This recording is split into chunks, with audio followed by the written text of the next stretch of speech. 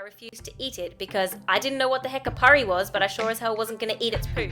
G'day and welcome to the world of Loco Lari. Today's topic is things I've learned from my Sri Lankan family. Number 1, only serve yourself half of what you think you'll eat, or even a quarter. The highest compliment to a Sri Lankan cook is taking seconds. Whenever we went to my grandma and grandpa's house, my grandma would say, come, sit, eat, and you would come, sit, and eat. And then, just before you finished your last mouthful, she'd shove a dish in your face and say, take, and if you were stupid enough to have served yourself a full portion the first time, you'd say, oh no thank you, that was lovely, but I'm full, I can't possibly eat anymore. Nay, child, you're a growing girl, you must eat, take. So if you ever get invited to dinner with a Sri Lankan family, always leave room for seconds, thirds, and dessert. Number 2, ayo.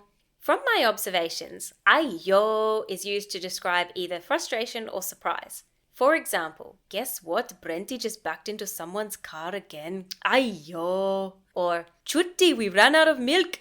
Ayo. Or, Lari just made a podcast about us. Ayo. Number 3, Parippu is food and not poo. So Parippu is dal, which probably doesn't help if you don't know Sri Lankan food. It's a lentil dish made with lentils and coconut milk and other things. It's actually delicious and I love it, but when I was a kid, I refused to eat it because I didn't know what the heck a pari was, but I sure as hell wasn't going to eat its poo. Number 4, periods are something to be celebrated. When I first got my period, I was super embarrassed. And then I had to go to a big meal at my grandparents' house where all the ladies came and gave me period-related gifts, like little pad holder purses and whispering in my ear, you are a woman now, no?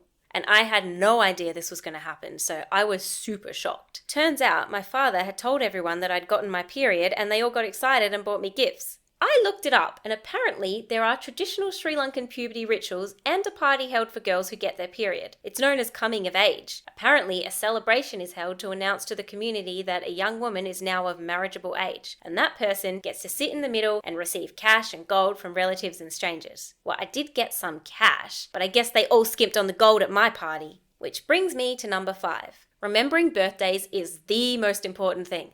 When I was young, I'd get phone calls from everyone when it was my birthday. I swear, the whole day was just one call after another from aunts, cousins, and relatives I forgot I had. And by the end of the day, I had my list of birthday presents fully memorized. The last calls of the day would go something like this. Hi, Risa! Happy birthday, sweetie! How?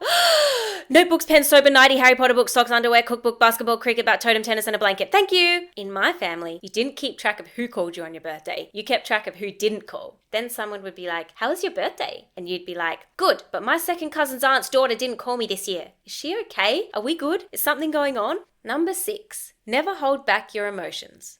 Now, I don't know if this is all Sri Lankans or just my Sri Lankan family, but if something bad happened, everyone would cry together. It's completely opposite to my other side of the family, where people would only generally cry in private. But in my Sri Lankan family, if something bad happened and you weren't crying, shame on you, you cold-hearted son of a... And if someone was angry, they didn't hold back either. Arguments were pretty common, but also everyone was super loving back then. And when my great-grandma was alive, we'd have big family Christmases and everyone would turn up so happy with an armful of food and greet each other by screaming the other person's name at them like, Aki, Risa, Modi! And everyone would be embraced with perfume and spices and we'd all sit down and eat delicious food together. I guess if I was to use 2 descriptive words, I would say fiery and loving. Number 7, not being able to tolerate chili is a crime. I wasn't very good at eating spice as a child, which was a huge disappointment. When they made curries, I'd be the one heaping up the yogurt salad to make sure my mouth didn't die. And if there was no yogurt salad, I was in trouble. I've since become more Sri Lankan and I can eat chili, but to tell the truth, my partner, who is white, can handle spice way better than me. Like when we order food, we'll say, 1 spicy and 1 mild, please. And the staff look at us like they know who's going to get the spicy one and who isn't. They have no idea. Number 8, Maldive fish is actually a type of fish and not mouldy fish. It's actually a cured tuna that's made in the Maldives. Sri Lankans often put it in food, particularly curried potatoes. So they'd be like, Risa, can you grab the mouldy fish from the pantry?